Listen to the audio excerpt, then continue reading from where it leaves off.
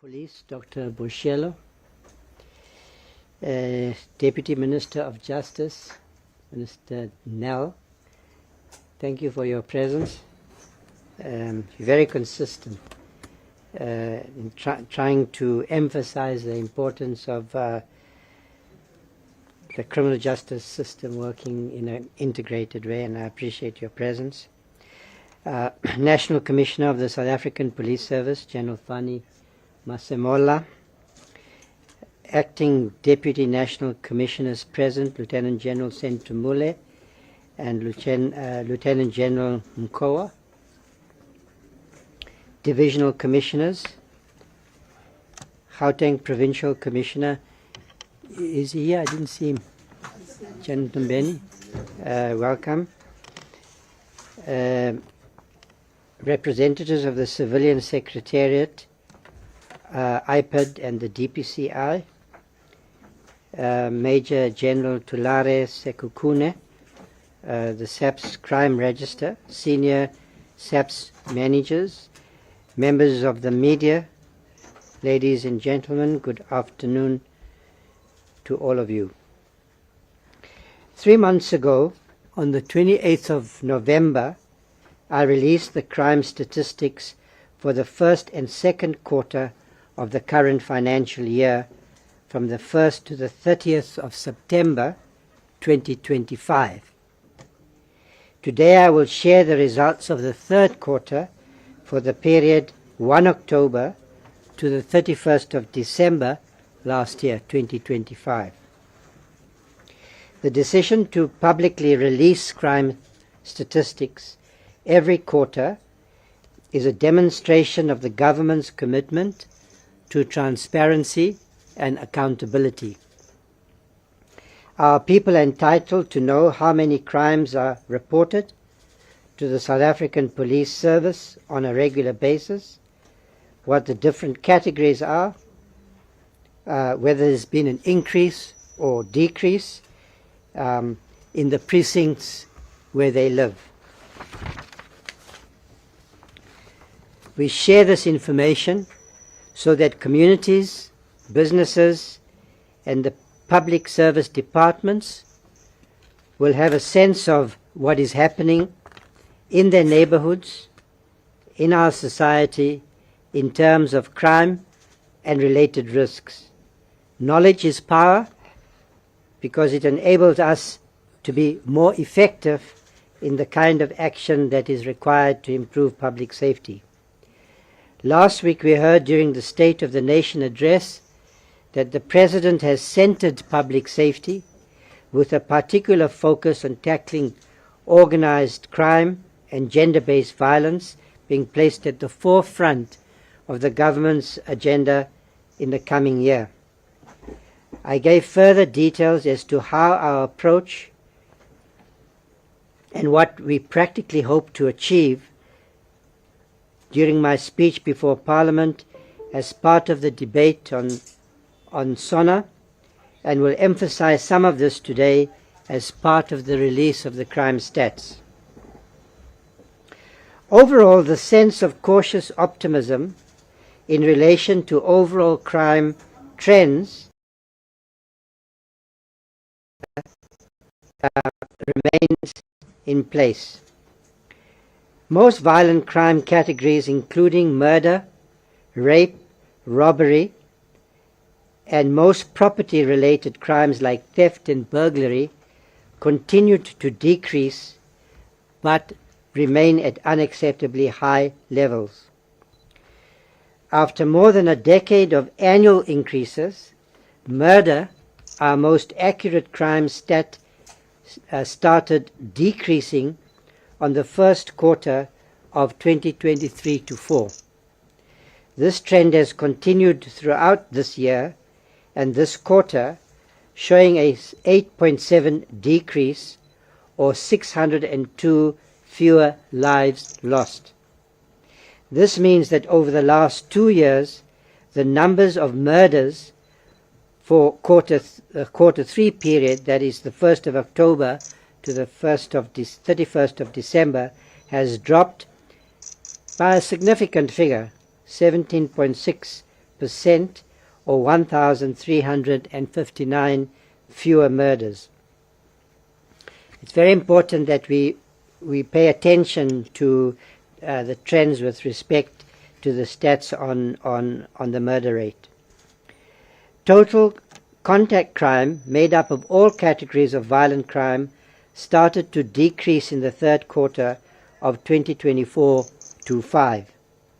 During this quarter, total violent crime decreased again by 6.7% or 12,682 fewer cases reported to the South African Police Service when compared with the same quarter last year. Over the last 2 years, total violent crime for this quarter is down by 8.3% or 15,763 fewer cases. This trend may well be attributable to enhanced policing operations like Operation Chanele. But despite these welcome national trends, the levels of crime, as I've already indicated, remain unacceptably high. The crime situation also varies substantially across the country. It's very important that we pay attention also to the top priority stations. So when you start to look precinct by precinct, station by station, then you're going to see considerable variation. And there are precincts, certainly in the top 30 stations, where you see significant increases in violent crime. And of course, that is what we must pay attention to. So while most communities have recorded a decrease in violent and property-related crimes, there are still many communities, too many, that have recorded increases. This does not necessarily translate, therefore, into a felt sense of security by individuals, families, and communities, and that has to be our goal. For example, while we have seen double-digit reductions in murder in 5 provinces, namely KwaZulu-Natal, Gauteng, Mpumalanga, the Free State, and Northwest, much smaller decreases were recorded in the Western Cape and the Eastern Cape, with slight increases recorded in Limpopo and the Northern Cape. And when I looked at this round of stats, Commissioner, I see that the Northern Cape looks like it's a province that needs attention. The killings relating to gang violence in the Eastern and Western Cape in particular, at persistently high levels, remains worryingly high. For this quarter, I'm deeply concerned with the notable increase in murder of police officials. Almost 80% of the 23 police officials who lost their lives were off duty. But there were also killings of police carrying out policing operations. This is an issue that I will engage with the SAPS management on. They are always seized with this matter to look at what else can be done to prevent these killings and to reduce them, the incidents. Again, firearms remain the single largest weapon driving murder, robbery, and organized crime in our country. This is really one of the key challenges that we have to get a better handle on if we're going to reduce the incidence of violent contact crime in our country. As the President noted in the SONA speech, we will be taking additional measures to address the scourge with a focus on removing illegal firearms and preventing legal firearms from falling into the wrong hands. This remains an enduring challenge. The classification of gender-based violence and femicide as a national disaster demands that we intensify our efforts to deal with this. Much interpersonal, domestic, and gender-based violence takes place in intimate contexts between husbands and wives, adults and children. And that might explain why it is not an easy task for this problem to be addressed through governmental action, public action, because it's taking place in private, intimate contexts. But the President has classified this as a national disaster, and in the department I have asked Dr. Boshielo, as I keep saying, because I want that to be understood, that we are taking our cue from the President to prioritize this matter, and Dr. Boshielo, supported by the Civilian Secretariat, will undertake a proper evaluation of what we are doing as far as the South African Police Service is concerned, where the gaps are, with a view to determining what further remedies are required. We are taking steps to strengthen the policing approach to GBV&F and other forms of violence. For example, the South African Police Service has allocated an additional 999 police members to the detective services over the past year. While we work to improve law enforcement, we also need to give attention to implementing the integrated crime and violence prevention strategy. This requires that different social departments at all three levels of government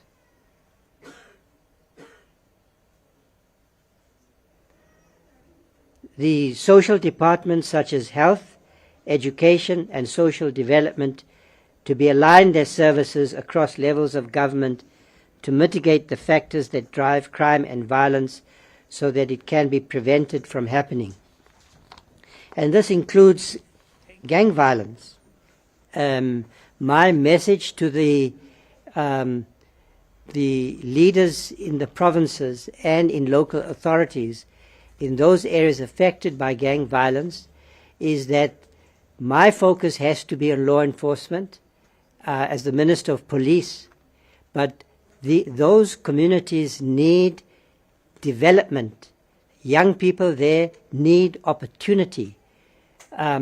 So there needs to be a greater focus on social provision and the development agenda in those communities if we are going to be successful over the long term in dealing with gang-related violence. I will be hosting a meeting of all provincial heads of community safety, including some premiers,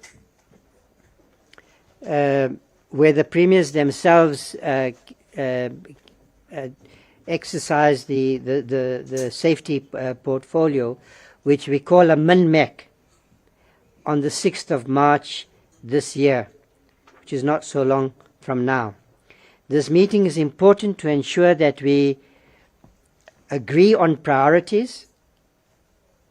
I'm in conversation with the National Commissioner on agreeing on what those priorities should be, and I want to align that agreement at provincial and local level across the country. That's really the purpose of this MINMEC, and the focus there will also be on stronger implementation of the integrated crime and violence prevention strategy, for the reasons I'm emphasizing, that there is a relationship between prevention and after-the-fact policing, and there is a relationship between our economic and social agendas on the one hand and the challenge of law enforcement to improve the levels of safety in our communities. And the Civilian Secretariat officials who are here are the ones who have developed this strategy, and we are now focusing it's my major focus to try and improve the implementation of this integrated, holistic, all-government, all-of-society approach to the fight against crime. We also need to ensure that communities are supported at the local level programs to improve public safety. This has to be done within the framework of the law, where communities take the law into their own hands. This only creates further problems in communities and for an already overstretched police service. But I am committed, as one of the pillars of our fight against crime, to reactivate, re-energize community policing, because I'm convinced that that initiative, which was introduced early on in our transition to a constitutional democracy, is the right approach. And somehow along the way we lost a little bit of energy and focus. So I will therefore be looking at reinvigorating community policing by establishing a national community patroller program that will run in each province. And I'm hoping to use the MINMEX to persuade the leadership in those provinces to implement such a patroller program. I've asked the Civilian Secretariat for the Police to develop the concept and funding model with the objective of enabling community members to receive training and stipends to assist with improving safety in their localities. I learned quite a lot from the way we approached this in Gauteng many years ago. We had a very successful community program, but the way we thought about it was as a single window. So in distressed families, these stipends have the possibility of adding to the income stream to such families. If you think about a family that's receiving a pension, a child grant, and other forms of social assistance, in addition a stipend, it is small, but it's not meaningless, and my experience has been that it really helps build community cohesion when you involve the community itself in mobilizing to improve safety and to work alongside the police service. They will not be undertaking policing functions, but be deployed to ensure that there are people who can call the police, through their presence prevent crime from happening in places such as transport nodes, walkaways, around schools and other places where there are safety challenges. Certainly in the high gang areas in the Eastern Cape and the Western Cape, such a program can be of enormous importance. And I want to be clear that I do not intend to promote a single model, because in many areas communities have taken their own initiatives, and that's what I want to encourage. There's no one-size-fits-all. There may be, I'm interested in the patroller program, particularly in the most marginalized communities, but there are various options available, and I want to find ways of supporting those initiatives. I think this is the moment in which the country can be mobilized to improve policing and to become once again involved in the struggle to improve community safety. Then tackling organized crime, which I have to say is of a wholly different order from the challenges that we've had in dealing with contact crime, which in a sense is ordinary crime. I think organized crime is of a different order. It requires a new response. The kind of organized crime that is bedeviling our country increasingly is not just a South African problem. It is a problem in many jurisdictions across the world. I noticed recently that the police in Canada produced a report which sounds like a report about South Africa. It's about the infiltration of criminal cartels into both public and private sector institutions. The methodology that these cartels are using is one that we are also experiencing, but it's an experience everywhere. And I think it's an evolving challenge in our country that we need to challenge in a bold way, in an imaginative way, and recognize that this is not, that we need a new paradigm in a way to deal with an evolving threat to our national security. As the President clearly stated last week in the SONA, organized crime is now the most immediate threat to our democracy, our society, and our economic development. Those are strong words to come from the President, and I think those words should be heeded. As I have mentioned before, most organized crime is not recorded in the crime stats as such. Most extortion of small businesses, and think about the impact that is having on personal security, but just the ability of people to thrive, to create livelihoods in their communities. Most extortion of small businesses is not reported to the police, because that reporting, as Dr. Boshielo was pointing out to me, people who report to the police are literally taking their lives into their own hands. Not reported to the police, nor is most corruption and fraud in public and private sectors will not be found in the stats.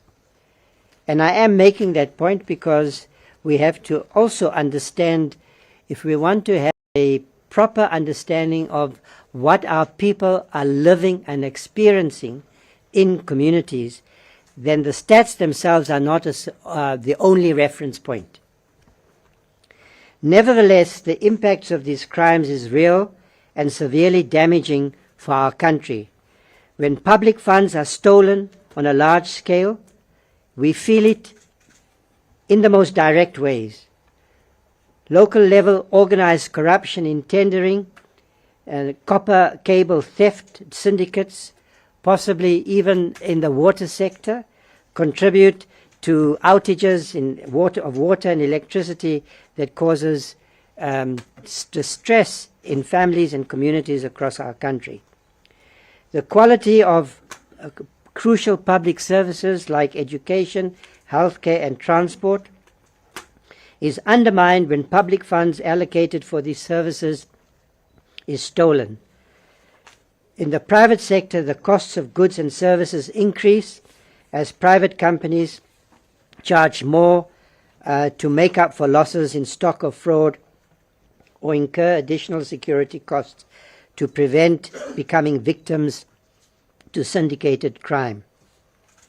As the Madlanga Commission and parliamentary ad hoc inquiries have shown, organized criminality has infiltrated our criminal justice system.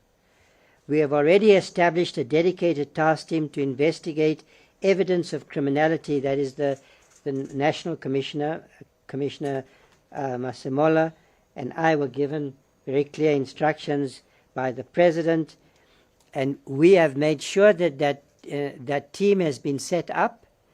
I want to stress that that team is conducting criminal investigations against those identified police officers, but also those metro police. And together with the mayor in Ekurhuleni, we agreed that both he and I will ensure that our departments take the necessary disciplinary action as well through precautionary suspensions, the setting up of disciplinary panels.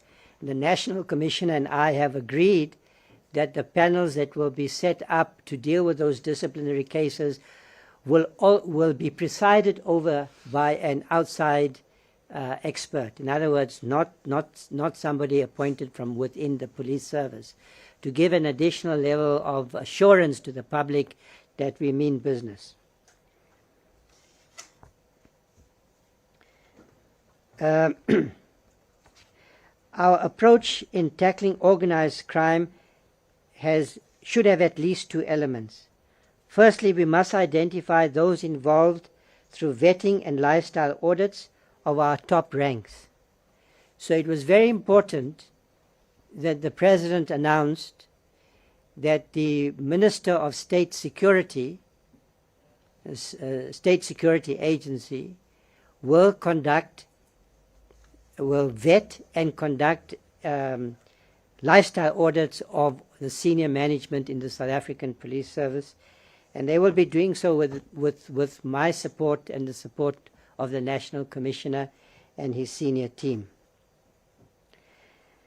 Those who associate with criminals or involve themselves in criminality and corruption have no place in the criminal justice system.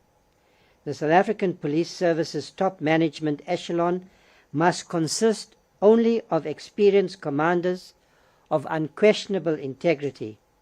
We must establish an organizational culture characterized by professionalism, integrity, and accountability throughout the organization. Just as we say sometimes that the fish rots from the head, we also know what would be a positive way of saying this, Commissioner. When there's an example set at the top, then that sets the tone for the rest of the organization. Secondly, organized crime must be recognized. It must be recognized is sophisticated, well networked, and enabled by professional lawyers and accountants who use sophisticated business structures, who accumulate huge amounts of wealth. That's what we are currently dealing with. Therefore, specialized capabilities for identifying individuals and networks have to be, in the police service, have to be strengthened so that we can be effective in our efforts to dismantle their operations, seize their resources, and send those implicated to prison. In the short term, where the effects of organized crime threaten lives and livelihoods, such as gang violence and illegal mining, think about the devastation being caused across the country by the illegal miners. Additional security resources will be enhanced by bolstering the anti-gang units and deploying the most advanced units of the South African Police Service and the South African National Defence Force. The National Commission and I have had a conversation about this. In addition to the deployment of the South African National Defence Force, we are going to be taking steps to be strengthening the gang units, equipping them properly, and deploying the most advanced units. And that's a matter that the National Commissioner will deal with when he's ready. So the response to the gang violence is multifaceted. We're looking at strengthening policing. We're looking at strengthening the contribution that all levels of government make to development. And we are looking at, because we have to bring an end to the killings, at deploying the South African Defence Force in a supportive role. And as I've stressed, we have learned from past experiences. We're not going to make the same mistakes. We are going to deploy those additional resources in a way that understands the skills and respective mandates of the South African Police Service and the South African Defence Force. Those are distinct mandates. They have complementary roles in the fight against gang violence. Let me clear that this deployment, therefore, is under the command of the South African Police Service, and it's in support of their operations in particular locations. Their role has been carefully defined to ensure area dominance and protection during high-risk operations. The gangs are armed. Support to cordon and search operations in dangerous zones and the protection of critical infrastructure as well as key routes. It is a time-bound intervention aimed at stabilizing situations where our people are losing their lives on a daily basis. There was an incident in the Mitchell's Plain yesterday, on the first day of Ramadan. This man went to the mosque to for the Tarawih prayers at the beginning of this holy month and was murdered on leaving the mosque.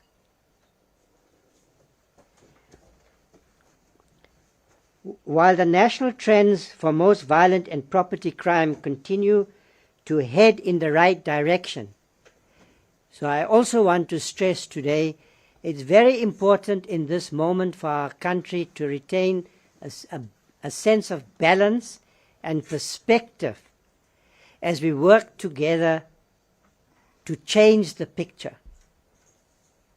Asking the question, not only what is wrong today, but what kind of police service we want to build in the next decade. What do we want South Africa and its police service, the men and women in blue, who are charged with the protection of our safety, what do we want that to look like in the next 10 years? It's not going to be what it looks like today in the Madlanga Commission. And what it looks like in the Madlanga Commission is also not the whole picture. Because if it were the whole picture, then we wouldn't be making any progress over the last 2 or 3 years in dealing with organized, with contact crime. So we have a long journey to travel, but we must be prepared to travel that journey. Look ahead. What I promise is that as a part of this government, we will not give up. By adopting a whole of government and a whole of society approach, all levels of government, all departments, working together with our communities, we can succeed in making South Africa a safer place. This is a priority. It's achievable, and I've got no doubt that our people have the vision and the fortitude to change the picture for the better. Thank you.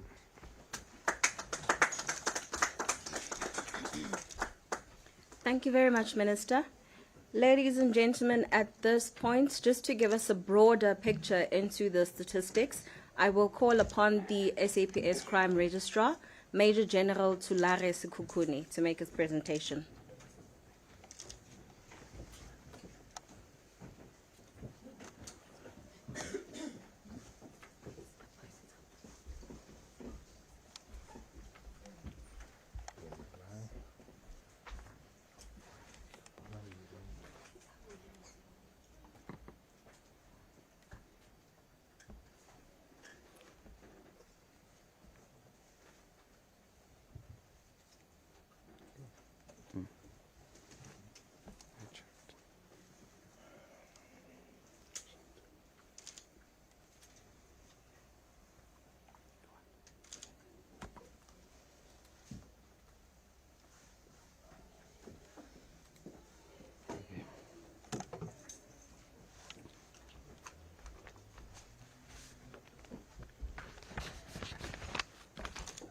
Good afternoon, Minister Cachalia, the Deputy Minister of Department of Justice, Mr. Nel, the Deputy Minister of Police, Boshielo, the National Commissioner, Dr. Masemola, the Lieutenant Generals, Nkua and Sintumuli. Members of the media, good afternoon.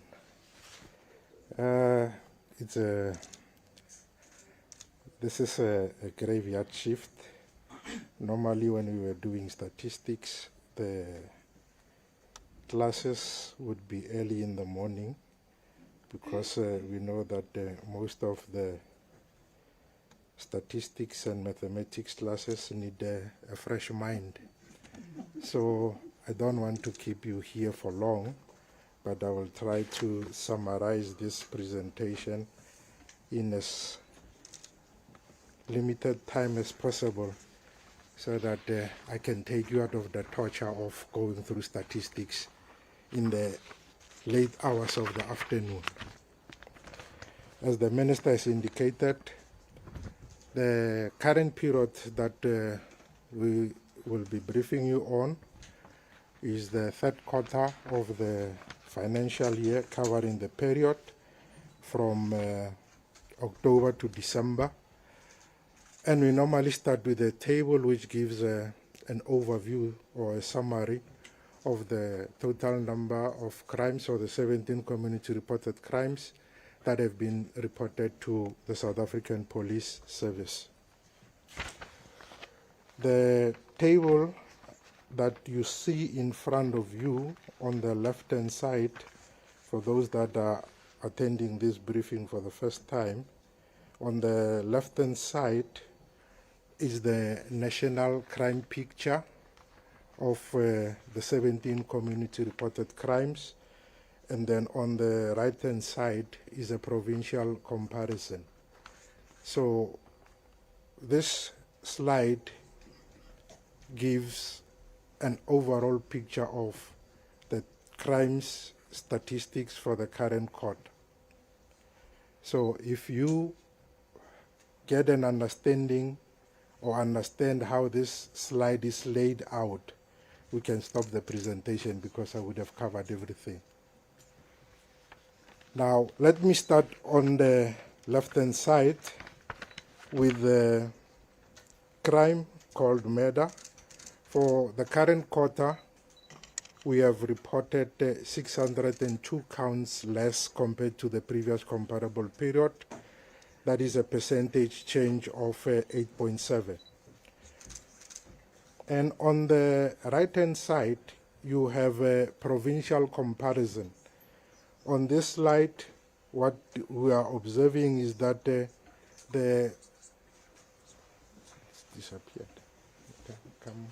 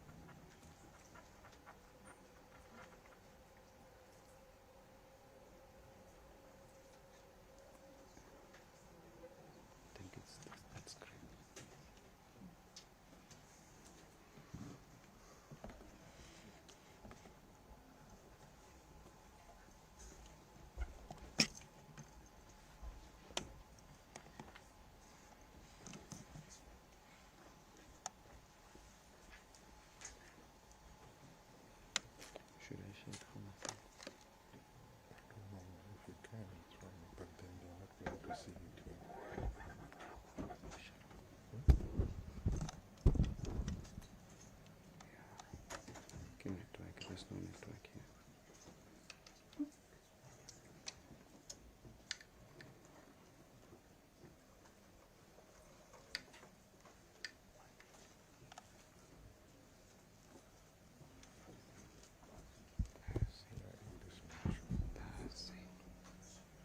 I think the network here is weak.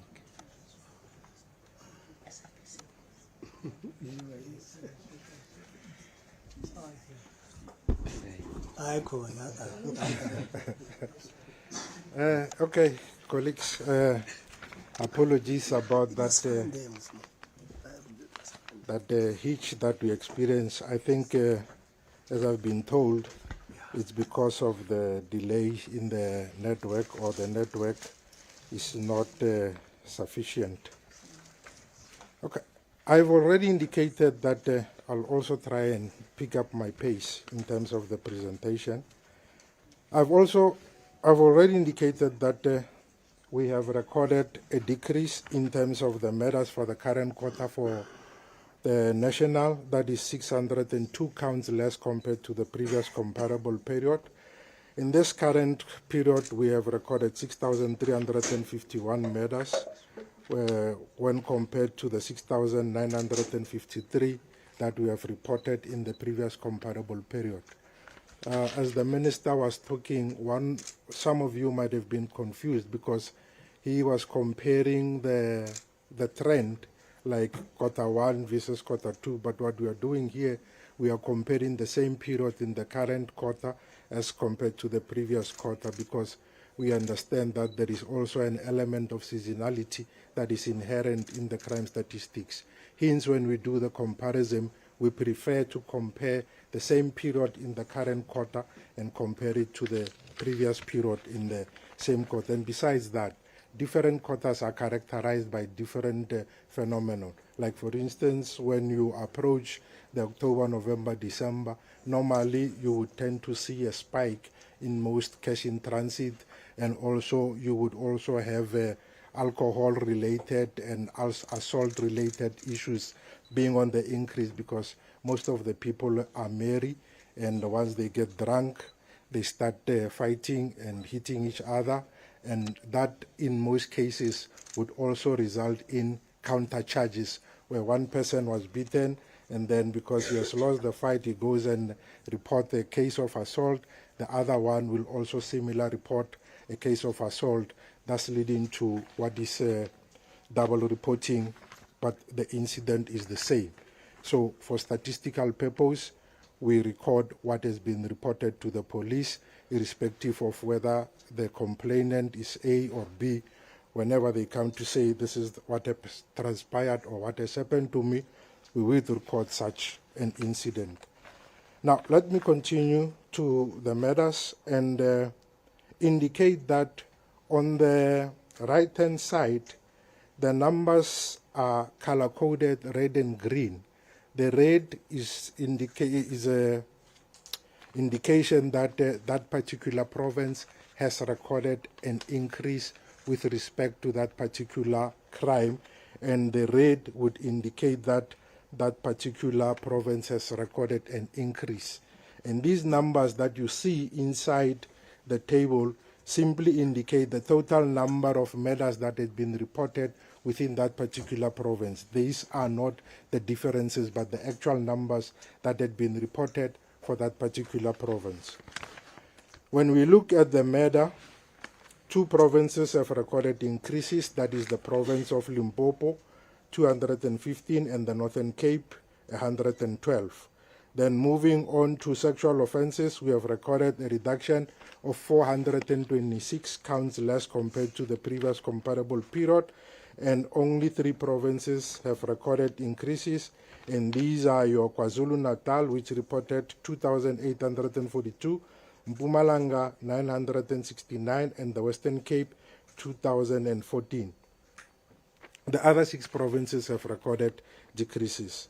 Then moving on to attempted murder, this is the only crime among the 7 crimes that we call contact crimes that we have observed an increase for the national total, which is an increase of 192 counts from the previously reported 7,666 to the current 7,858, hence the increase of 192 counts of attempted murder, a 2.5% increase. And the provinces that have recorded increases in terms of attempted murder is your Free State, Gauteng, Northwest, Northern Cape, and the Western Cape. Then for assault, GBH, we have recorded a reduction of 4,084 counts, and only one province has recorded an increase in terms of the assault GBH, which is the province of the Eastern Cape. Then moving on to common assault, we have recorded a decrease of 2,947, and only two provinces that have recorded increases is the Eastern Cape and the Western Cape, which recorded 4,665 and 12,447 respectively. Moving on to common robbery, another increase of 873 counts, less compared to the previous period, and the only province that have recorded an increase was the Northern Cape with 296 counts. Robbery with aggravating circumstances, the reduction was 3,942, and again, the only province that has recorded an increase in that particular crime was the Northern Cape with 435. Then moving on to the subcategories of sexual offences, which have already covered at the top there. Starting with the rapes, we have recorded a decrease of 373 rapes, whereas in the previous comparable period we had 11,803 rapes. Currently, we have reported 11,430, and the three provinces that have recorded increases in terms of the rapes are the province of KwaZulu-Natal, Mpumalanga, and the Western Cape. Sexual assault, we recorded a reduction of 26 counts. Then we recorded an increase in terms of the attempted sexual offences, 7 counts more. Then the contact sexual offences, we recorded a decrease of 34 counts. Then moving on to what are called the subcategories of robbery with aggravating circumstances, which we have already touched on at the top there with under the category of robbery with aggravating circumstances. However, this time around we are giving you the constituent crimes that make up some of these robbery with aggravating circumstances, focusing on 3 crimes that have been indicated from the victims of crime survey that these are the crimes that are most feared by the communities, and these are your carjacking, robbery at residential premises, and robbery at non-residential premises, and we have collectively named this the trio crimes. We have recorded a decrease of 387 in terms of the carjacking, and the Free State and the Northwest have recorded an increase for carjacking. Robbery at residential premises, we have recorded another decrease of 807 and 809, and the only province that had recorded an increase is the province of the Northern Cape. Robbery at non-residential premises, another decrease of 854, and again the province of the Northern Cape was the only one which had recorded an increase. The sum total of the trio crimes, we have recorded 2,050 reduction compared to the previous period, and the Northern Cape with 101 was the only province that had recorded an increase. Then moving on to other categories of robbery with aggravating circumstances, starting with robbery of cash in transit, we have unfortunately recorded an increase in terms of robberies of cash in transit, that is 8 counts more, and 4 provinces have recorded increases in terms of the cash in transit, that is the Eastern Cape 5 counts, Gauteng 13 counts, Northwest 4 counts, and the Western Cape 4 counts. We did not have any bank robberies across all the 9 provinces in the current quarter. From the previous 2 counts, we are currently sitting at naught at the national level, a reduction of 2 counts. Truck hijacking, we have recorded a reduction of 64 counts, and the 2 provinces that have recorded increases is the Free State and the Northwest. Then on the next slide, I will pick up the pace. We have recorded a decrease for the broad category of contact-related crimes made up of arson and malicious damage to property. The reductions are 65 and 2,157 respectively. Then the sum total of the reduction for the contact-related crimes is 2,222. We achieved a clean sweep in terms of property-related crimes, leading with a reduction of burglary at non-residential premises of 1,494, another decrease of burglary at residential premises 2,921, theft of motor vehicle and motorcycle a reduction of 314, theft out of motor vehicle a reduction of 1,341, stock theft a reduction of 670, and the collective or the cumulative reduction for the property-related crimes is 6,740.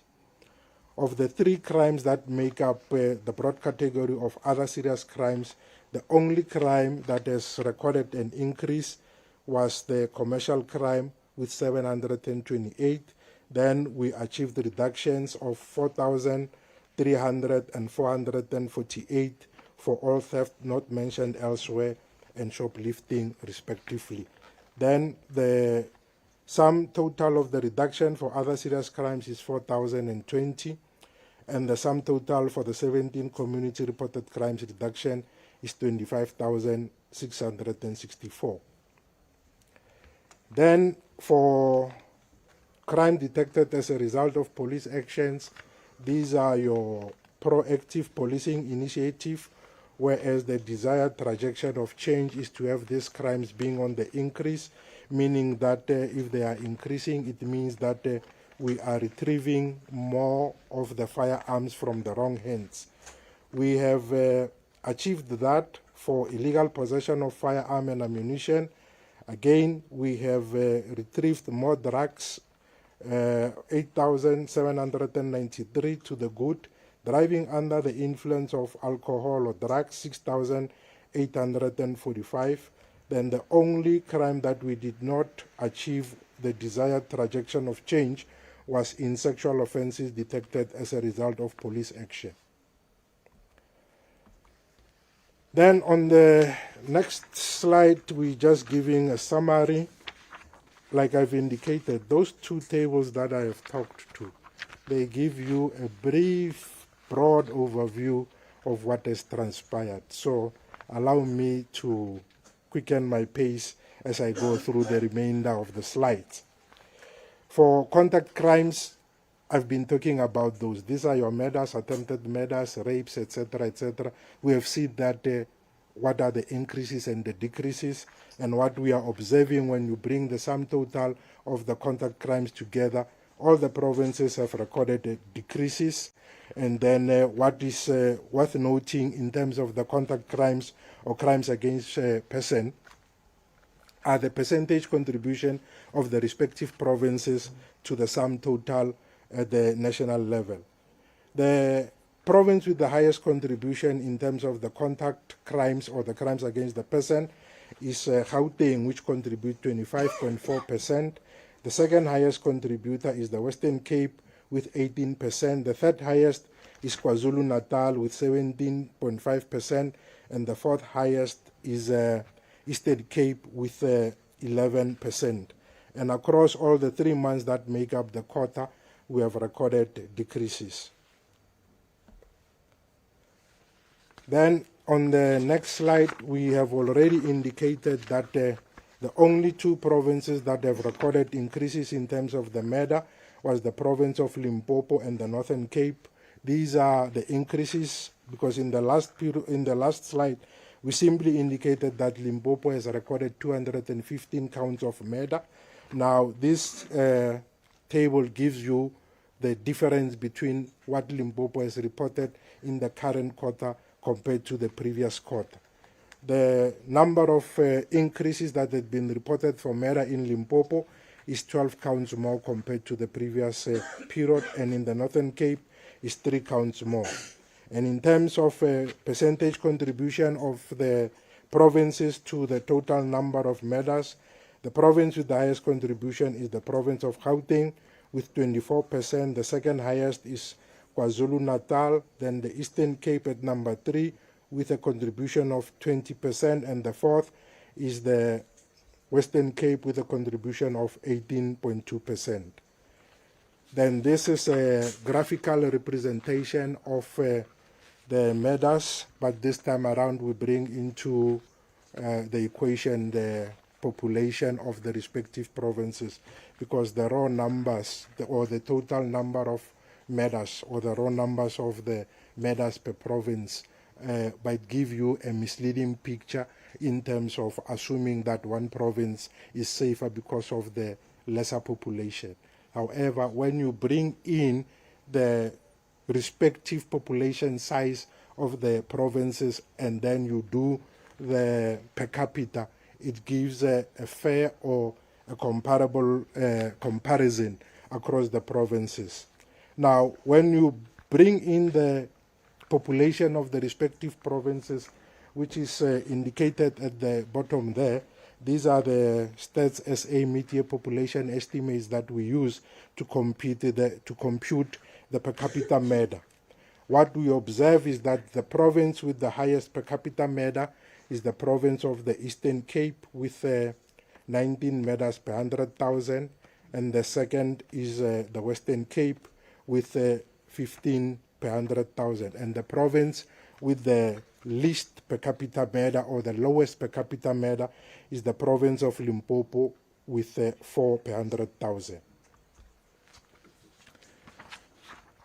Then moving on to the top 30 stations, I will only touch on the top 5 for the top 30 stations. The top 5 are made up of 4 stations that are in the province of the Western Cape, and one station is in the province of KwaZulu-Natal.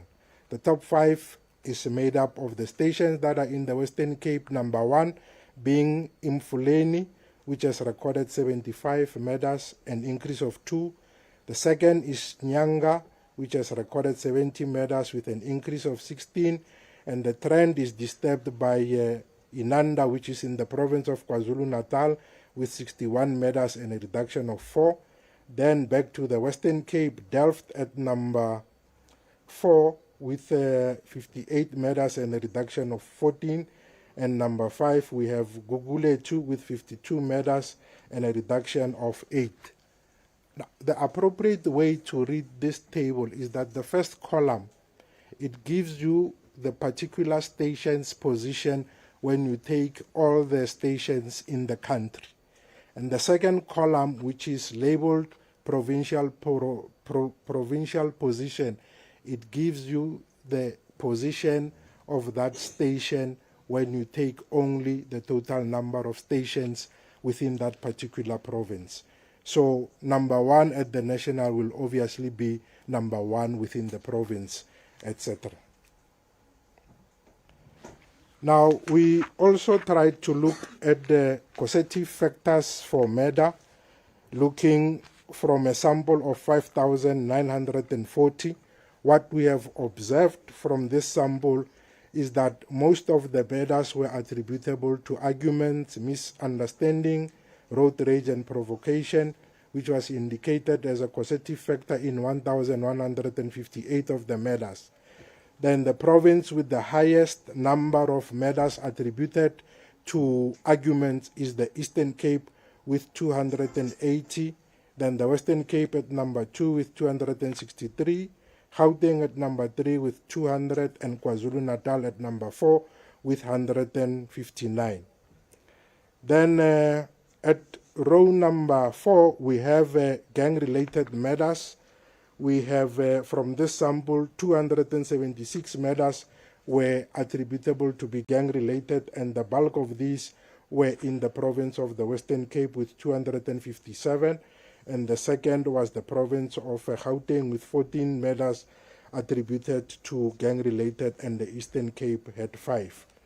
Taxi-related murders, it was indicated to be the causative factor in 52 of the murders, and most of these murders happened in the province of Gauteng, which was 32 counts, and the second was Western Cape with 13 counts.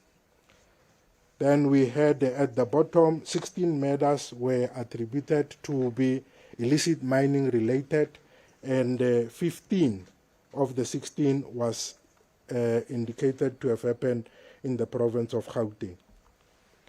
Then when we look at the place of occurrence for the murders, from the same sample size, we have observed that 54% of the murders were indicated to have taken place at the public place.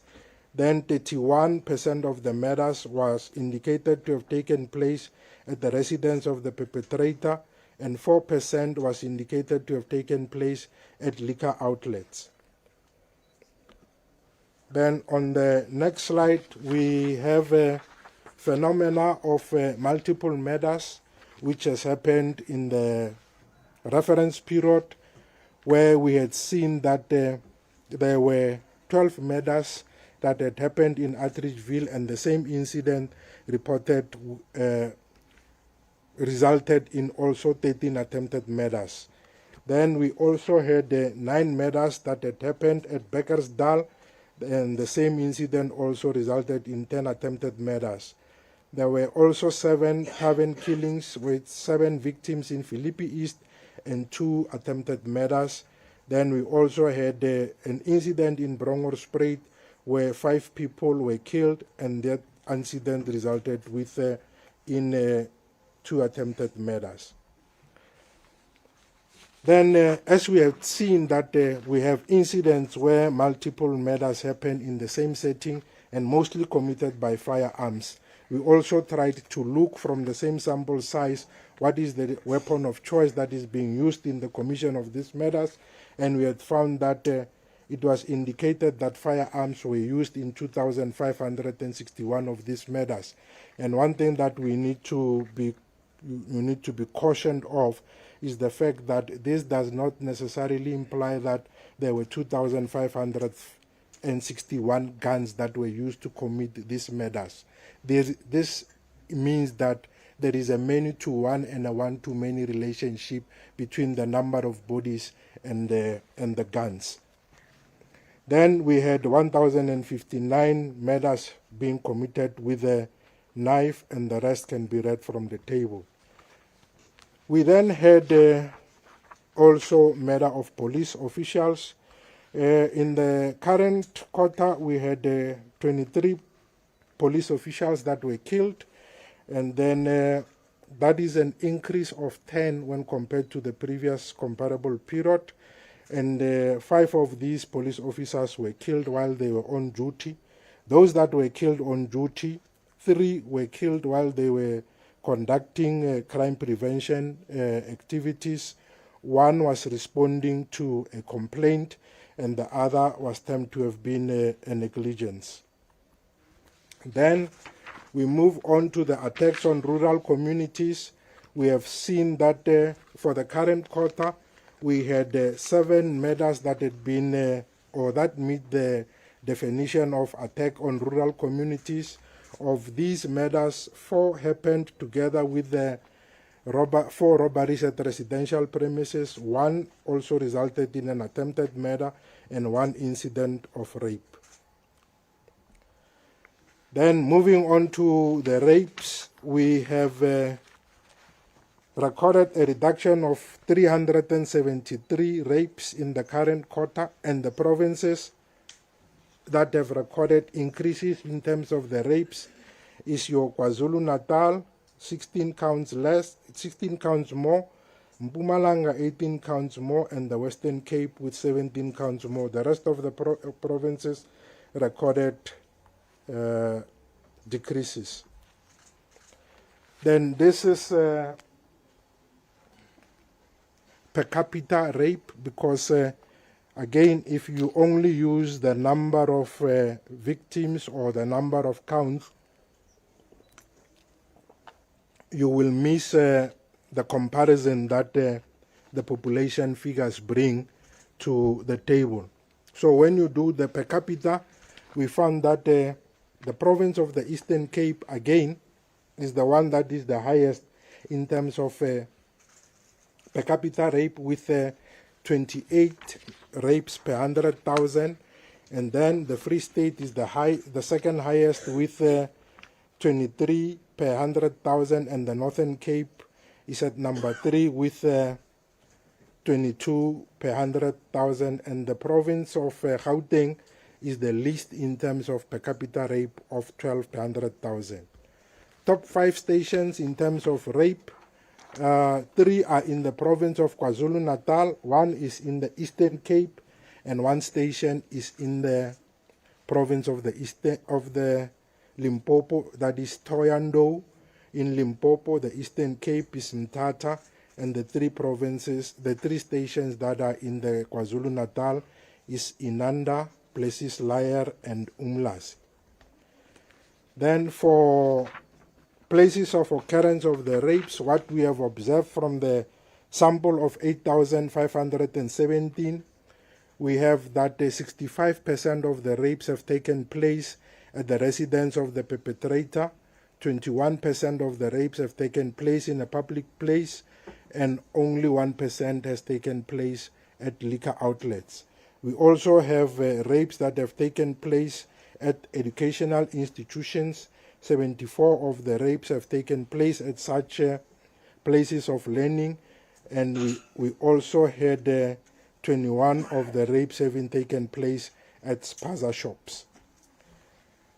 In this slide, we look at the use and abuse of alcohol at the same time with comparing it to the places of occurrence. We observed that there were 317 murders whereby it was indicated that alcohol was used either by the perpetrator before the commission or during the commission of the murder, and 676 attempted murders, alcohol was involved. 1,927 rapes involved the use of alcohol. Assault GBH, 6,957 involved the use of alcohol. As I've indicated in the previous explanation, some of these are counter charges where two people would fight and then they both go and open a case. Then those that happened at the place where alcohol is being sold, we have 249 murders, 106 rapes, 424 attempted murders, and 4,431 assault GBH. Then we move on to the murder and rapes at the educational premises. We have 8 murders that have taken place at educational premises and 74 rapes that have taken place at such facilities. Of the 8 murders that took place at educational facilities, 7 were at schools and 1 was at a daycare. And the 74 rapes, most of these, that is 52, happened in schools, and the second was at daycare or aftercare facilities. Then we have 7 rapes that have taken place at tertiary institutions, and then 6 at special schools. Then this gives a provincial breakdown in terms of the rapes that had taken place at the educational premises. Then we also have or tried to do a proxy variable for gender-based violence using domestic violence relationship, because in this instance we try to look at the type of crime and try to determine whether there is some kind of a domestic relationship between the perpetrator and the victim, whether ex-husband, ex-girlfriend, etc. And in the past, those that are familiar with the outline of the crime statistics, we would further break this down in terms of male and female. However, we have also further discovered that the variable sex is not always accurately captured in terms of these crimes, and hence we then limited ourselves to only indicate the domestic relationship between the victim and the perpetrators. So what I'm trying to say is that the breakdown to the level of the sex of the person is not 100% accurate, and we think that it will give a misleading picture if we were to give those breakdown without having conducted the necessary quality assurance. And it will, by doing that, it will create more harm than good if we provide those statistics which the quality is kind of suspect. So please bear with us. We are doing this in the view, with the view to achieve the highest level of quality and to also increase the confidence in the statistics. Where there are shortcomings, we indicate them, and we also indicate that we should be given space to make sure that what we are going to provide is accurate and meet the quality standards as set out in the South African Statistical Quality Assessment Framework. Then we move on to carjacking. We have recorded a decrease of 187 counts less compared to the previous period, and the two provinces that have recorded increases is the province of Free State and the Northwest. Then the top 30 stations for carjacking, what we observe here, as you can see from the slide, 21 of the top 30 stations for carjacking are in the province of Gauteng, 6 are in the province of Western Cape, and 1 each in the province of KwaZulu-Natal, Eastern Cape, and Mpumalanga. Then we move on to robberies of cash in transit. In the previous comparable period, we had 29 counts of robbery of cash in transit. In the current period, we are now sitting at 8 counts higher, or 37 counts of robbery of cash in transit. And this graph indicates the modus operandi that had been used in the commission of these cash in transit robberies. The 19 of these cash in transit robberies were committed whilst the armored vehicle was on the road. 14 were what is termed cross pavements. 4 were at the merchant rail, and we didn't have any incident where the armored vehicle was static. And if you look in the tables there, it gives a breakdown of in which provinces were these 19 cash in transit robberies where the armored vehicle was on the road. 8 was in KwaZulu-Natal, 6 in Gauteng, 3 in the Western Cape, and then 2 in the Northwest. And then at the bottom right corner, we indicate again the method that was used to gain access or to control the armored vehicle. In 10 incidents, the armored vehicle was shot at and then subsequently bombed. 6 incidents, it was bombed and then subsequently bombed. And then we have 2 incidents where it was shot at and the money bags were grabbed. Then truck hijacking, we only have 2 provinces that have recorded increases, that is your Free State and Northwest.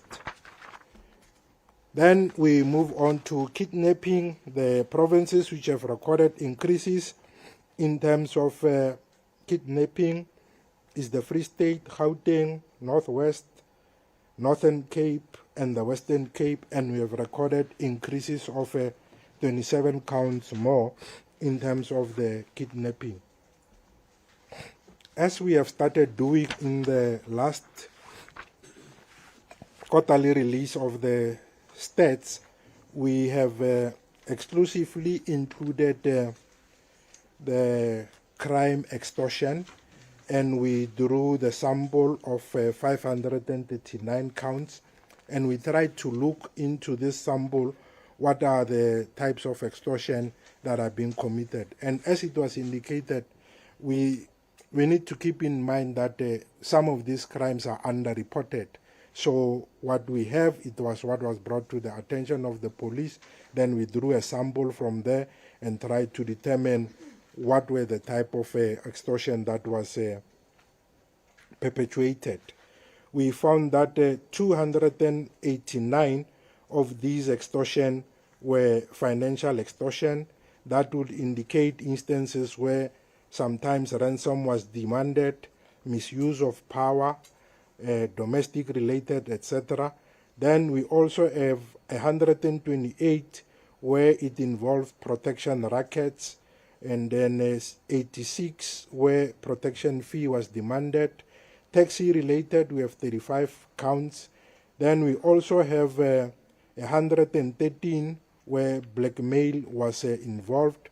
That will be instances in 91 incidents whereby the perpetrator will threaten to reveal or publish compromising information or photos. So those are the types of extortion that we have discovered from this sample size. Then on the next slide, we looked at the types of businesses that were targeted. We observed that 35 of these extortion were in the taxi industry. We also had 16 of the supermarkets that were targeted, 15 construction, and in total we had 128 in terms of the types of businesses that we can determine where this extortion was perpetuated. Then on this slide, we look at what are called the core diversions. This would be incidents that would require the presence of the police, either peaceful or not peaceful. This would include instances whereby the resources of the police would be taken from crime prevention duties to go and police the distribution of exam papers for the matriculants, etc. So these are some of the issues that deplete the resources that were supposed to have been used for proactive policing purposes. So most of these, which were termed to be peaceful, happened in the province of the KwaZulu-Natal, 359, and again we also have 55 again in the province of KwaZulu-Natal, which were termed to be unrest. In total, we had 1,136 incidents which were termed peaceful, and we also had 301 incidents which were unrest. Then this is just a summary of the whole crime stats presentation, like at the beginning where we indicated that how many of these crimes are on the increase and how many are on the decrease. However, this time around, we also give a provincial comparison in terms of how many of the crimes per province have increased and how many have decreased. And that is the last of the summary. I hope I didn't take you long into the grave shift. I thank you.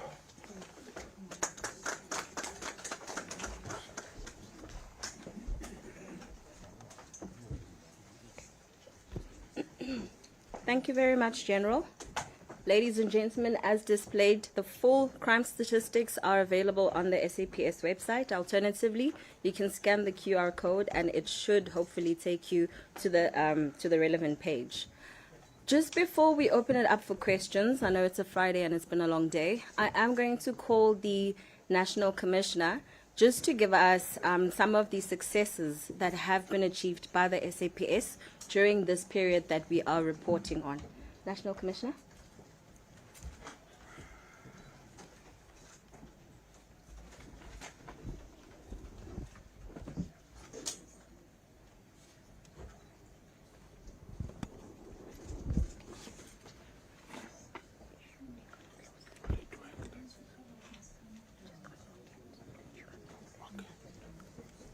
Thank you very much, Program Director, the Minister of Police, Deputy Minister of Mr. Cachalia, the Deputy Minister of Police, Dr. Boshielo, the Deputy Minister of Justice, Mr. Nell, Deputy National Commissioners present, Divisional Commissioners, members of the media. I just want to briefly highlight on matters that we have achieved as South African Police Service. You should be aware that we have been quite busy on Operation Chanela for the past year, and we acknowledge that while the numbers of crime still remain high, as the Minister has said, it is encouraging that there is a reduction, especially in crimes like murder, rape, and other sexual offenses. But we acknowledge that those numbers are still high. This is indeed a clear demonstration that we are turning the tide intentionally and aggressively so through heightened police visibility. Through our intelligence-driven operation, we also noted the 14% reduction on trio crimes, which is part of your aggravated robberies.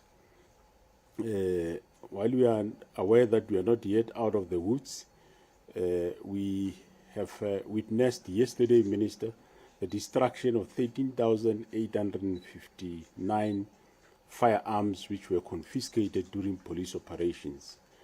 And this brings the total firearm destructed over the past 7 years to 305,934 firearms.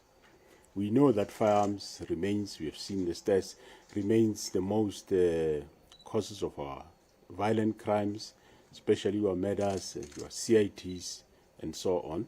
By destroying these firearms, it is more crimes reduced from within our society. On a weekly basis, we seize not less than 100 firearms during our tracing operations and stop and searches. Just last week, nationally, we recovered 147 illegal firearms. Previous week to that, 142. And a week before that, 119 illegal firearms were confiscated. In the effort to ensure compliance of the Firearm Control Act, because most of the firearms used, not to say it's only illegal firearms that might have come across the country from outside. Some are within from the country. Some are those firearms that were legal at some point, either from security forces or private individuals. So in an effort to ensure compliance, our men and women in blue also conducted inspections at more than 3,700 licensed firearm dealers and private security company premises across the country.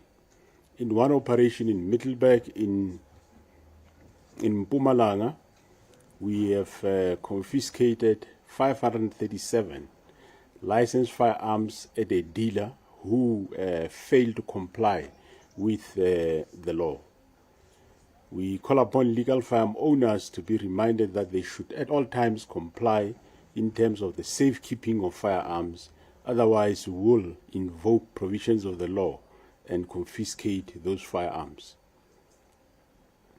Coming back to the business, we are here today through Chanela High Density and Intelligence-Driven Operation have assisted us in seeing the results that we have seen, especially in operations that we put out more in the province of KwaZulu-Natal, Western Cape, Gauteng, and the Eastern Cape. We are aware that there are areas that we are still grappling with, which we still need to come over them, like your gang violence in Western Cape, cash in transit, and other robberies. Our focus remains on removing illegal firearms from communities, apprehending repeat and violent offenders, stabilizing identified crime hotspots, and strengthening our detective capacity. Through our concerted effort, the men and women in blue worked tirelessly to create a safe environment. Right now, from now on, both in Gauteng and the Western Cape, our members remain deployed, and we will continue with those deployments so that we can be able to reduce this crime.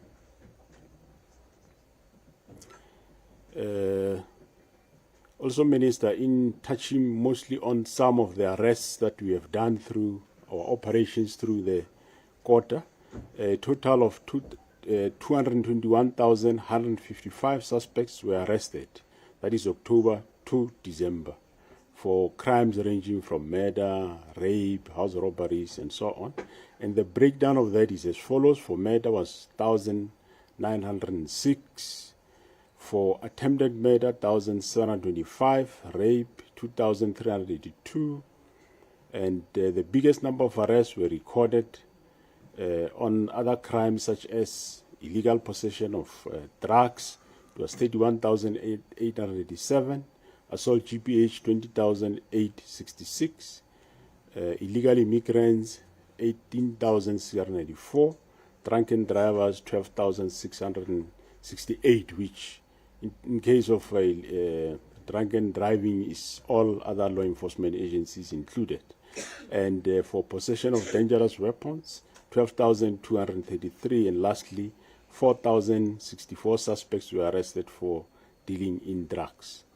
This arrest and recoveries, this arrest happened in the quarter October to December, but however, does not necessarily mean that those crimes might have happened during that period, might be also of previous. Recoveries, 1,590 handguns, 85 homemade, 151 rifles, 81 shotguns, and over 24,000 of ammunition.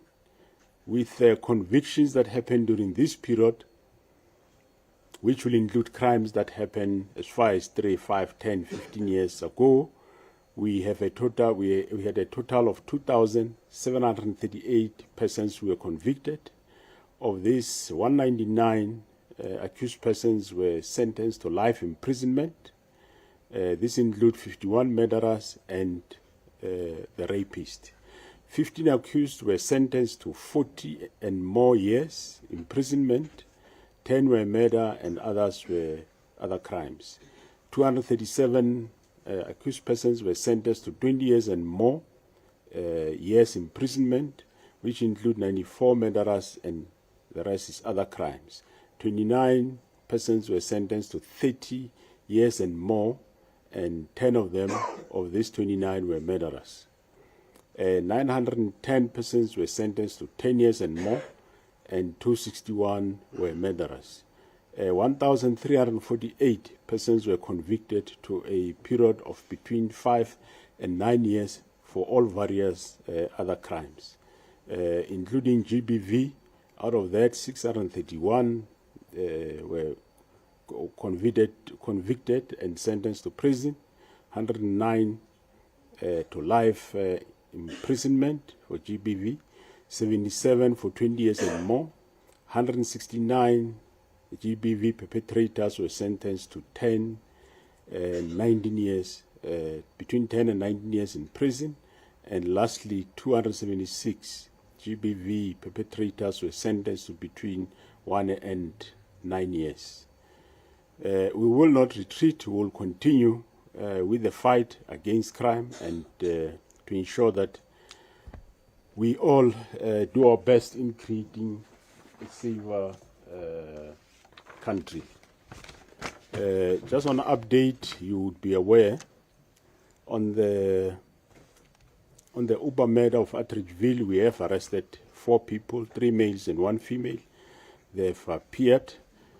And with regard to operations in Springs, where people are digging gold from a kraal, we have seen the site. We have since cleared the site, and we do call upon communities to say, you don't just wake up and go and start mining. There are processes that you do in order for you to become a miner. And on the Athlone triple murder cases, we have yet made a breakthrough there. On the break-in in K9 in Lundi, where guns were stolen, we also have yet made a breakthrough in that regard. And I'm sure you are aware of the arrest of the son of the late former president of Zimbabwe, Robert Mugabe, the son and another friend who were arrested for the shooting of a gardener yesterday at their house. Yeah, thanks very much.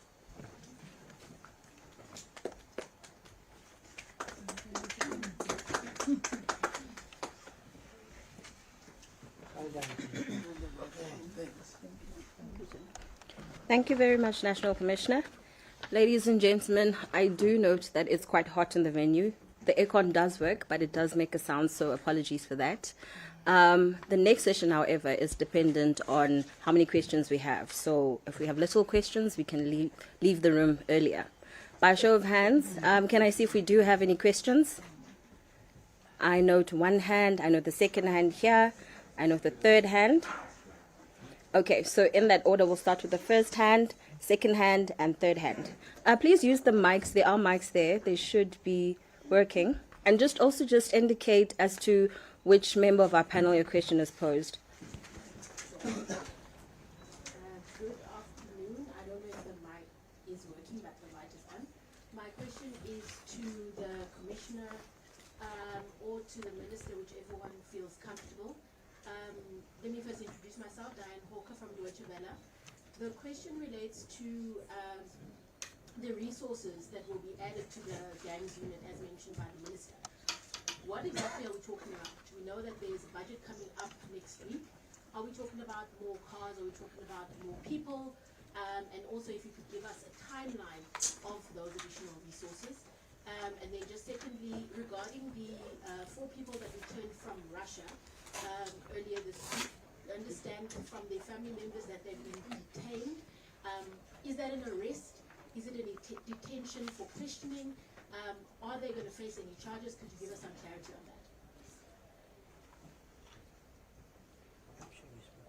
that? Okay, can we take the second hand? Thank you, Ms. Linda Sibata from ENCA. I'd just like more clarity from anyone on the panel who can answer with regards to the SANDF deployment. When does it actually begin? How many of the SANDF personnel will actually be deployed to each province? Just more of a breakdown on how this deployment is going to work out. And of course, we can't ignore the elephant in the room. General Sintamula, if you could just respond to the allegations that are coming out of the Matanga Commission. Thank you. Can we take the last hand? Good afternoon and thank you for the opportunity. My name is Provincial from UFM. I have about 3 Firstly, is there an update on that Moja Love killing in Windsor? I'm particularly keen, Commissioner, on your response on the Action SA comment that that operation was not just being done by Golani, but was being done in collaboration with the police, and that it was an officer that fired the fatal shot. And I'm also interested in why has the SABS been so, one could say, quiet about it when it was such a dominant issue? Secondly, just to add to that, what motivates this trend in the SABS where you communicate that a Zimbabwean national, a Mozambican national has been nabbed for this and that type of a crime, but where it involves individuals that you regard as South Africans, you simply write a male suspect has been arrested. I just want to understand if there's a law or some communication principle that justifies that type of communicating, and whether you are not worried that it could flare up, the situations that is happening in political setups. And regarding the Mugabe shooting yesterday in Johannesburg, there seems to be unhappiness from at least what we are seeing in the media from people to say the officers that were there appear to have been allowing contamination of the scene. So we just need an update. Have you found the gun? Are you happy with how you handled the scene? There have been a number of known individuals there that some of them with questionable characters. I mean, how do you manage a scene with those kind of people there? And finally, for the minister, regarding the inquiry that was directed by the president, is it going to be confined to the people that are on the list, or because now we have individuals being mentioned as the inquiry continues? Thank you. I think we can start with the minister responding to the questions that he thinks he can respond to, because I think the bulk are more operational. Minister? All of them, except the last one. Okay, if minister can just come respond. No, I don't want to make the mistake of interfering with operational matters, so I won't answer those ones. The president gave us a list of individuals against whom there was prima facie evidence in the interim report of the Madlanga Commission. So the focus of the investigation, the criminal investigation as well as the disciplinary steps, is on those identified individuals. The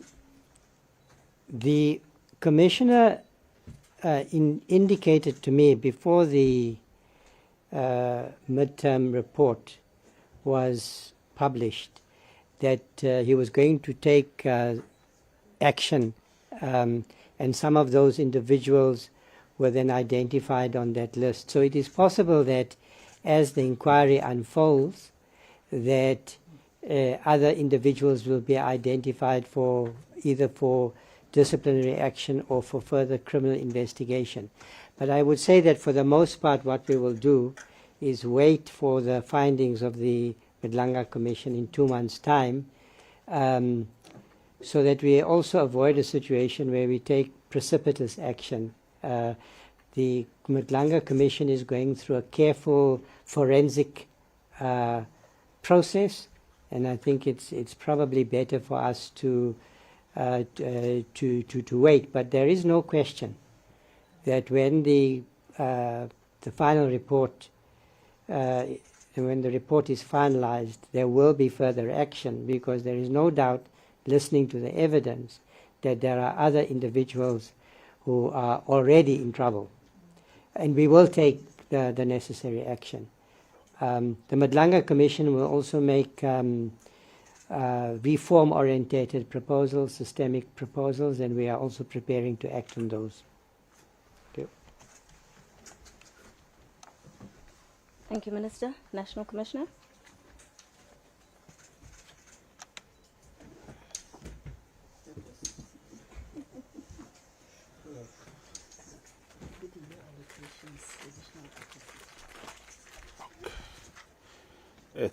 Thanks. With regard to the resourcing of the anti-gang units, we did announce, I think, a month or so ago that we're going to resource those units with personnel. Western Cape with extra 100, which the PC have already given 50 as we speak. Another 50 will still come. Eastern Cape will get extra 100. Gauteng will get extra 200. So what we are going to do currently also, as we get the new financial year, is to also resource them with all tools of trade, be it vehicles, other tools of trade that they require to do their work. So that we are going to do, and within 6 months after the beginning of the financial year, we hope we would have acquired the tools of trade. However, the people, of course, they only come once they have been trained, graduated, so that takes its own time. With regard to 4 people from Russia, we did engage our detectives from DPCI, Crime Against the State, did engage with the people. We did take their warning statement. We released them. We are investigating, and the investigation will lead us as to exactly what is happening, and you will be informed as we go along. SANDF deployment, we are busy currently with finalizing plans between South African Police Service and the National Defence Force, and once we are done with, we believe it's within the next 10 days, then we'll be able to deploy first, at least at the 3 provinces, Eastern Cape, Western Cape, and Gauteng. The question about General Sintumule, I think the Minister did answer that. Gaugelo Moja Love, I would love the PC to come and answer. PC Gauteng is around, so come do the Baba. I know me and him were engaged in calls around that specific shooting. And on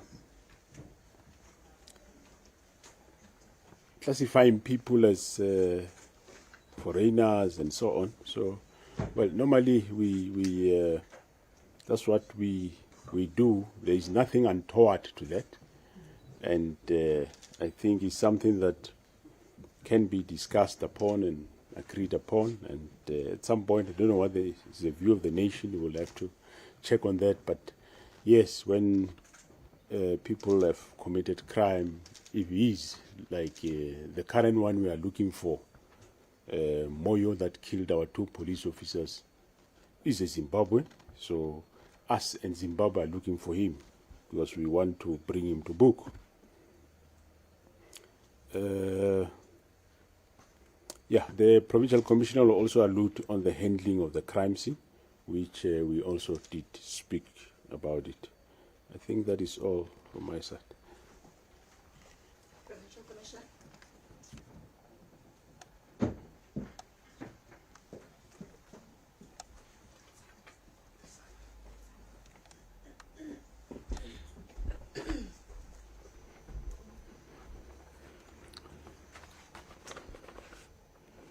All right, thank you very much, the Minister, the 2 Deputy Minister, National Commissioner, the DNCs, Divisional Commissioners, I'll say media houses, protocol observed.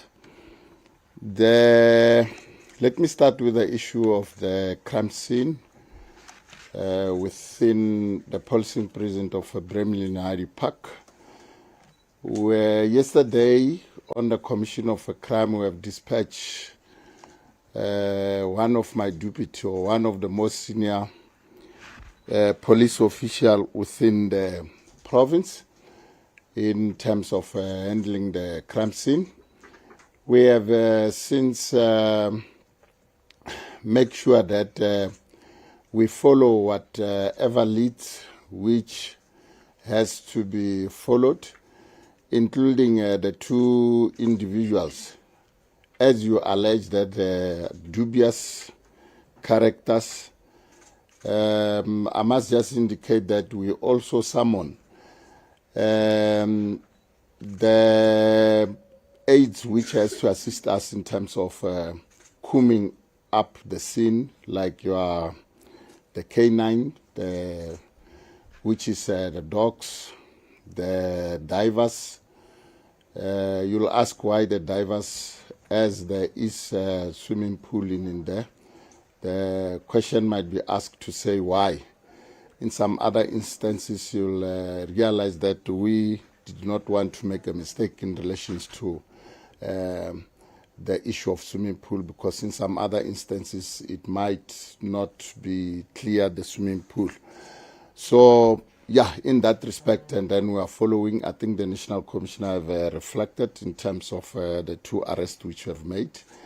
We have applied all the aids which we have to scientifical, I will not indicate how, in terms of determination whether a firearm might have been used with one of those people who were in the house. So currently, that crime scene, I will say, still on. As I was driving to this place, we have made the necessary cordon and search in that crime scene. The issue in Windsor, as and when it happened, I communicated immediately with the station commander and then the district commissioner. Then we set up a team in ensuring that we deal precisely with the team. The allegations that a police official is involved in shooting or shooting the deceased is something which can be determined, but at this stage we don't have such a link to say a police official is involved in such a shooting. What we know that there was a security company which was assisting that company, the production company. We have since, because there is also some sort of evidential material which we try to secure on the crime scene. Also with some of the witness statement, we have since arrested 2 suspects in that respect. The firearms which belongs to the security company, I think it's 2 of them. We have also confiscated the firearms. So as for now, we have engaged the IPID as there is a suspicion that the South African Police Service might be involved. And we're just working closely with the IPID so that if there's a determination, they have to take the docket, they'll clearly indicate. But thus far, that's where we are in terms of that case. Thank you.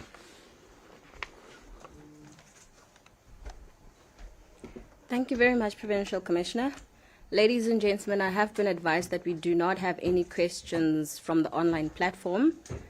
I will therefore open it up to the last round of questions because I see there's a last-minute hand. Just by indication, is that the last hand that we have before we close it off? Okay, you may ask your question. There's another hand.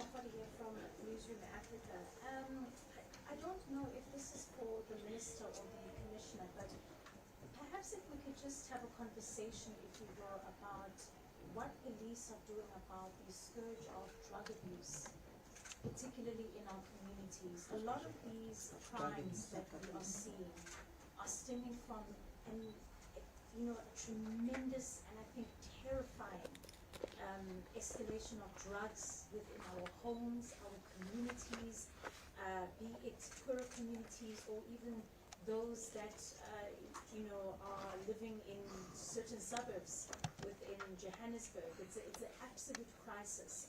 And I'm really just curious as to know, what are we doing about the drug crisis in our country? Another question is perhaps maybe looking at the issue of murder. Very often when we used to speak about the murder rate, it was a big focus, and I think it's a good job that it is on the decline. But the issue of mass shootings, what we saw during that December period from Slawsville to Beckersdale, it was terrifying. And I think, is this speaking to a new way in which criminals are carrying out, these mass shootings? It's a direction, I think, a shift in how murder is being carried out in the country. And then again, just to stress and go back to the issue of the Mugabe matter, there is a lot of questions that's been asked as to what actually transpired on that scene. We have an individual in critical condition with gunshot wounds. We found the police found cartridges on the scene. Shots were fired, but there is a missing firearm. Are we suggesting that we are also looking at a case of apart from attempted murder, but what is the word that I'm looking for? Defeating the ends of justice as well. Thank you. Okay. We had one last hand, and after this, ladies and gentlemen, we're going to have the responses and thereafter close it. Slindelo? Hi, I don't think my question was answered. I directed a question to General Sentinella to respond to the allegations that are being made against her at the National Commission. She's sitting on this panel, and South Africans are supposed to, trust that, her credibility is not in question here. Can she respond to these allegations that have been made against her?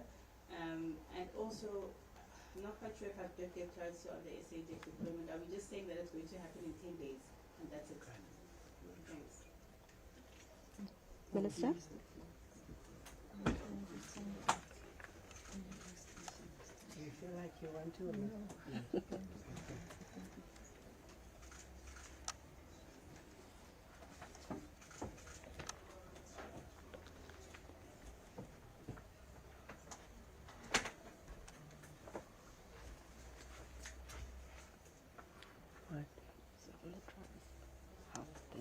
Of this, and then also the fact that it's a form of this VR.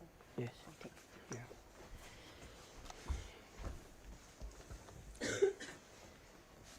Okay. On the question that's been put to General Sentimule, I did indicate that I think the right approach in general on these matters, at least that's the rule that I have tried to follow myself, which is to say there's a judicial process let's wait for the outcome. At this point, there are untested allegations of all kinds being made, and the allegations that are made are also incentivized. You know, I think that when in an inquiry like this, there is an inclination possibly to attack in a quite an undisciplined way all and sundry. So I think that the general should be afforded some protection in a situation like this, because these matters are under inquiry. I don't think we should prejudge the findings of the inquiry. I did indicate before coming up here, asked General whether she would be comfortable responding. She's not comfortable responding. I'm happy to stand here to say I think the right thing to do in the situation is to allow the inquiry to come to a conclusion.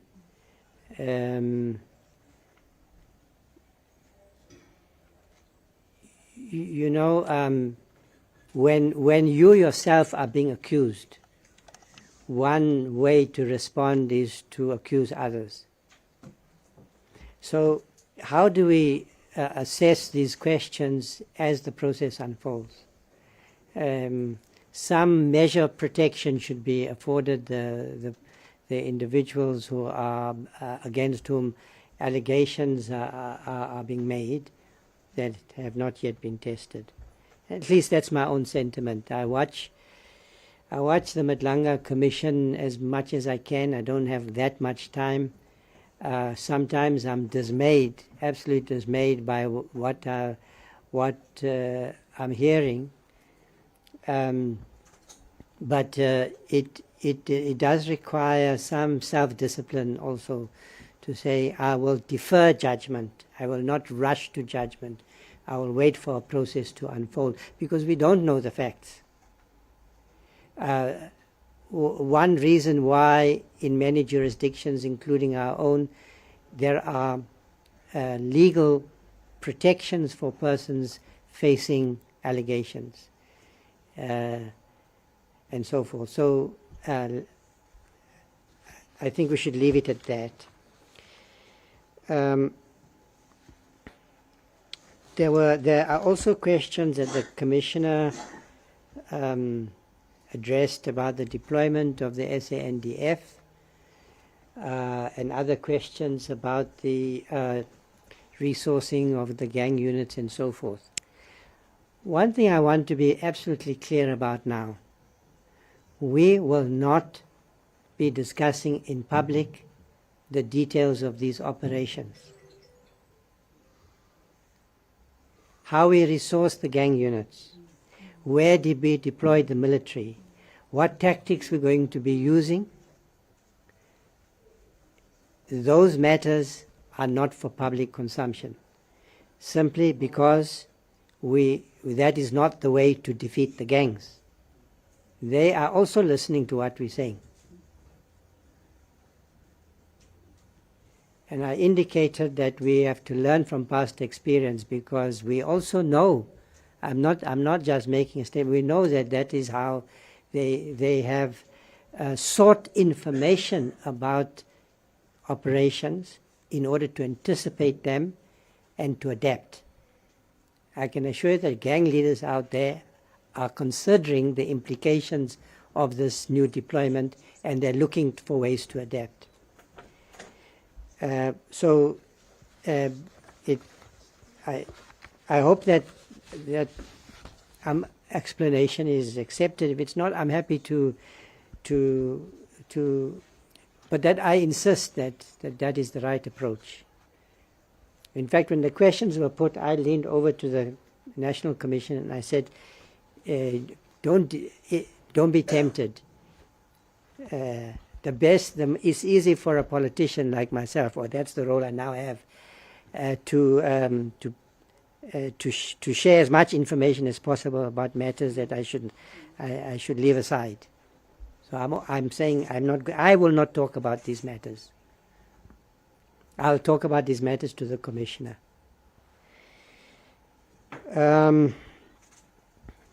You know, I hear on the issue of gang violence, on drugs. At this point, I can only share your concerns. We adopted, when I was in government maybe 15 years ago, a drug master plan. But here we are in 2026.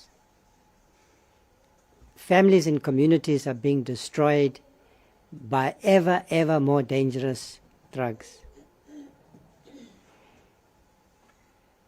It's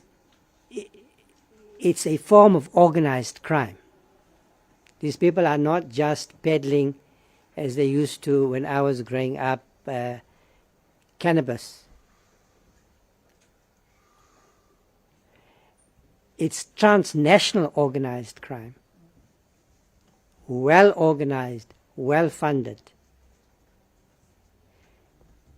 So my answer to your question is actually I don't think that we can say as a society we are currently winning the battle against drugs.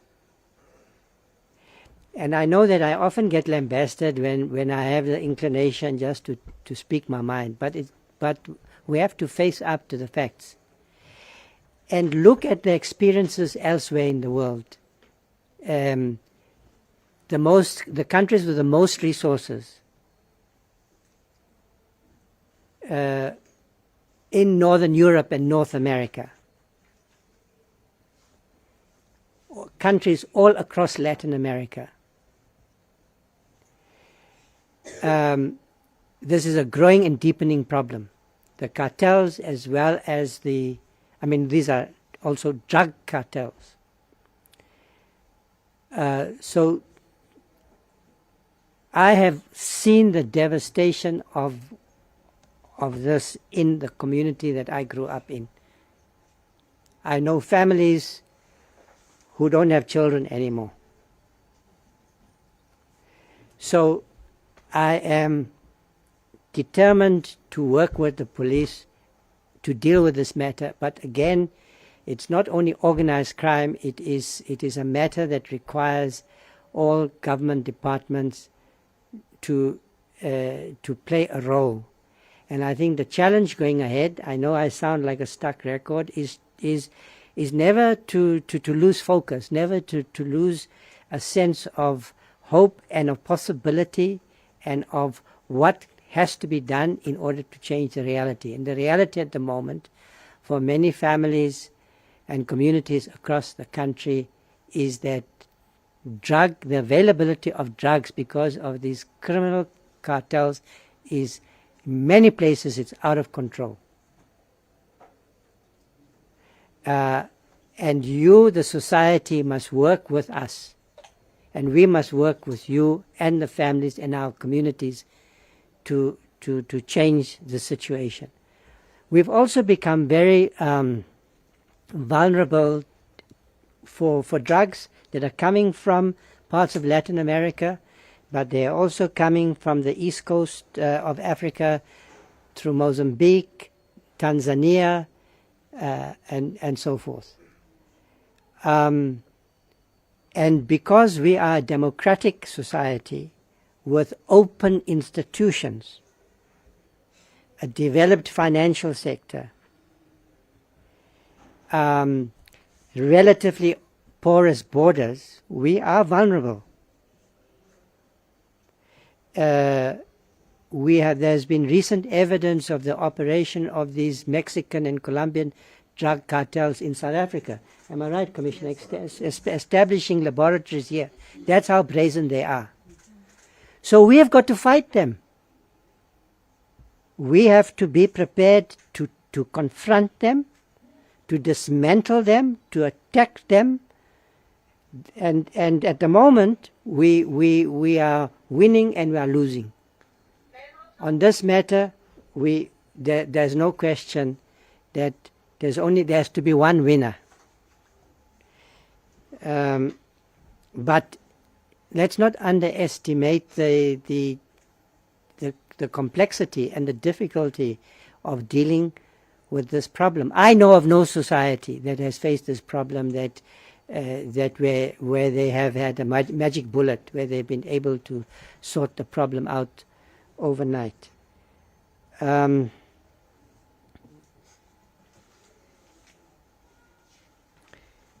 I think I've dealt with the questions. The other ones which assume that we are in contact with Mr. Zelensky and Mr. Putin, I leave to the Commissioner. National Commissioner, just before you come to respond, there's a question. Is there any progress in preventing police killings? That's the first question. The second one, which steps are being taken to stop cash in transit heists, given the firearms and ammunition and explosives that are being used to carry out these cash in transit heists?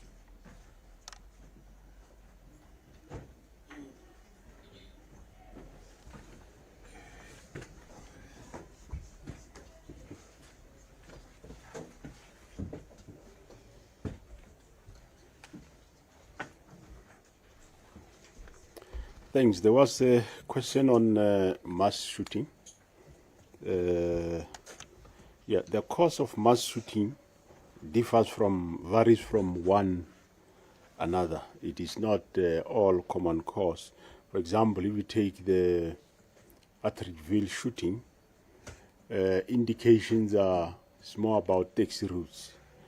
And if you take the Beckerstal latest one, indications like it's about illegal mining related groupings fighting.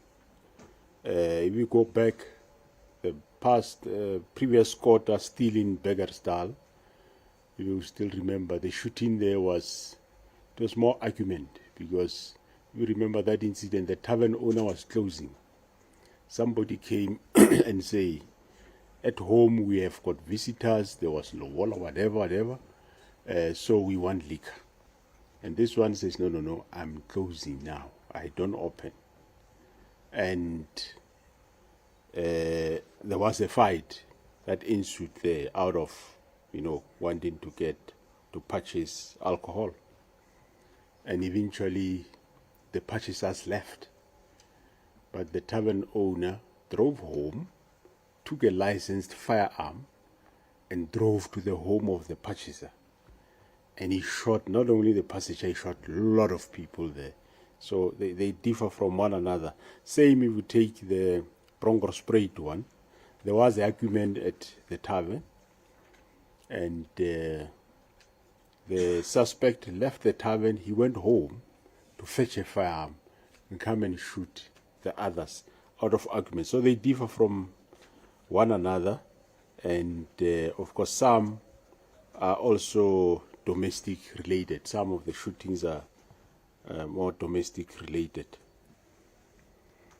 On the firearm at the scene at Hyde Park, well, you had the PC saying that we still have got forces there, so we have mobilized all other sort of help that we need to find the firearm. So that search is still on and it will continue. On the prevention of police killings, we do continually take our members for refresher training, because the first thing is the policeman or woman must be able to defend himself when attacked, be it physically, unarmed or armed, depending whatever type of attack he needs to thwart away. So he must be able to defend himself. So we give them that training, hence we make sure they go for now and then regular shooting.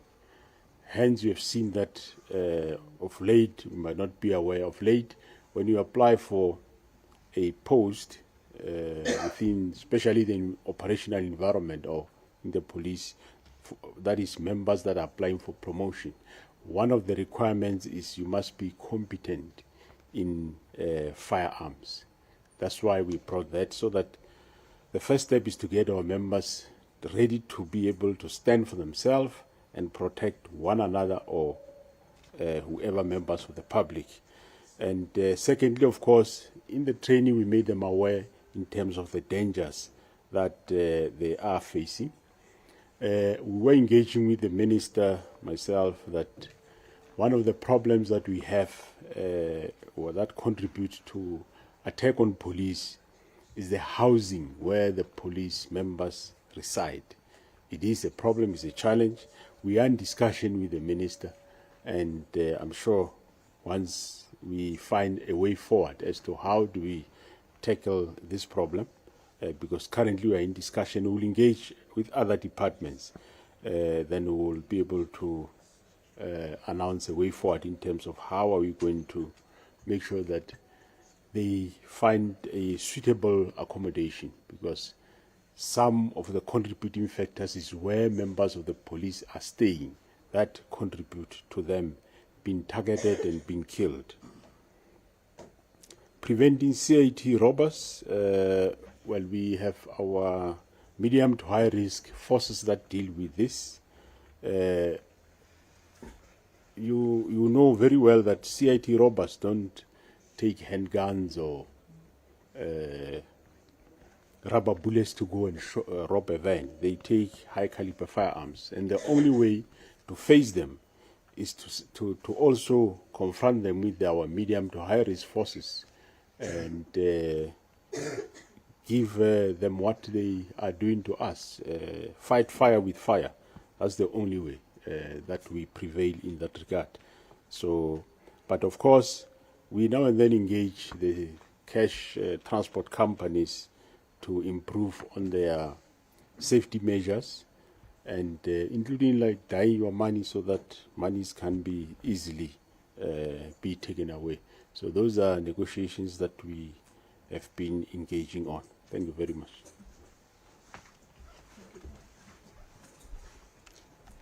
Thank you very much, National Commissioner. Ladies and gentlemen, we have come to the end of our session.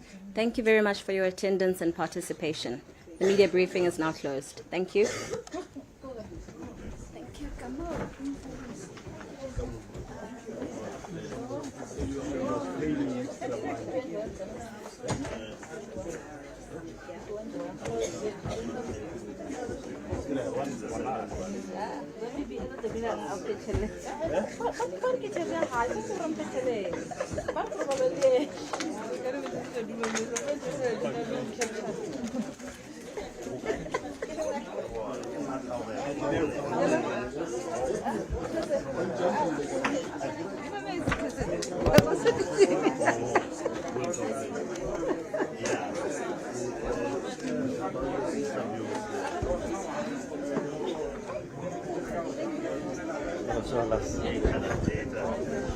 That's